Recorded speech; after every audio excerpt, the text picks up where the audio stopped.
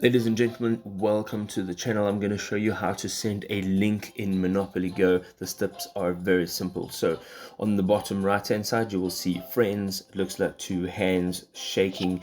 And once you go in here, your friends and family menu, you can see right at the bottom, it says invite. Once you tap on invite, there are a few ways you can do this. You can tap on invite, which is the orange button, and this will give you quite a few options. You can tap on copy right at the top. This will copy the link, or you can go ahead and you can share this link directly with any one of these apps. As an alternative option, you can tap on the blue Facebook invite option.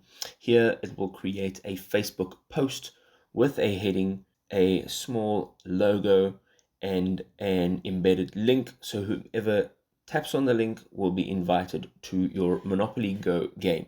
If this was a helpful guide, please do drop us a like and we'll see you next time. Cheers.